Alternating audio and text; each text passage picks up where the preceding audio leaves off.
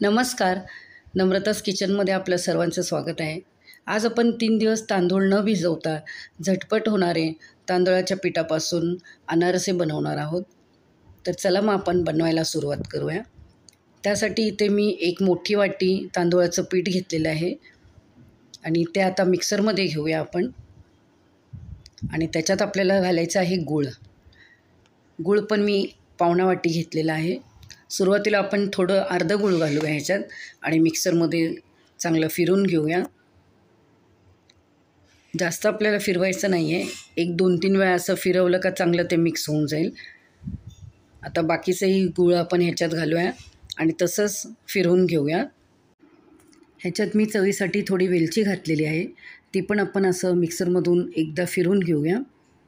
आणि हे सर्व मिश्रण आता आपण एका ताटात काढून घेऊया. बघा चांगलं असं मॉइश्चर आलेलं आहे त्याला, म्हणजे थोडं असं ते ओलसर झालेलं आहे.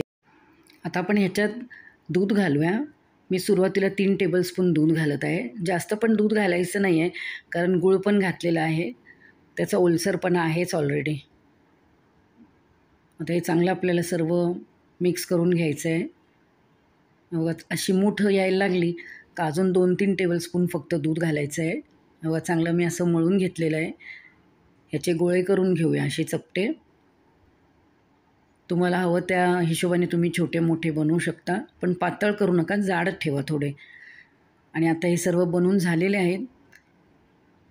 इथे मी साईडला खसखस घेतलेली आहे, भाजलेली नाही आहे, कच्ची खसखस आहे. ती आपण सर्व ह्याला लावूया. आणि मी तेल तापत ठेवलेलं आहे स्लो गॅसवर. तेलही चांगलं गरम झालेलं आहे. आता स्लो गॅसवर आपण अनारसे एक एक सोडूया याच्यात आणि चांगले गोल्डन होईपर्यंत तळून घ्यायचे आहेत. अगदी झटपट होणारे अनारसे आहेत हे. तुम्ही सणासुदीला किंवा आयत्या वेळेस कधी करायचं मन झालं तर तुम्ही बनवून खाऊ शकता. तुम्हाला ही रेसिपी कशी वाटली ते मला कमेंट करून सांगा व आपला चॅनल नम्रताज किचन ह्याला लाईक, शेअर, सबस्क्राईब करा.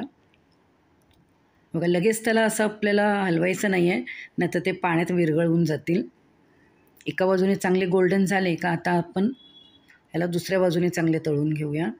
व छान असं मस्त सुंदर रंग आलेला आहे.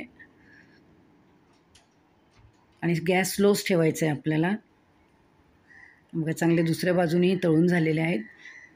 असेच आपण बाकीचे सर्व तळून घेऊया आणि एका डिशमध्ये काढूया. ह्याला तुम्ही अर्धा तासपर्यंत असंच ठेवा, नंतर ते चांगले क्रिस्पी होऊन जातात असे खुसखुशीत. व आतपर्यंत चांगली मस्त छान अशी जाळी आलेली आहे.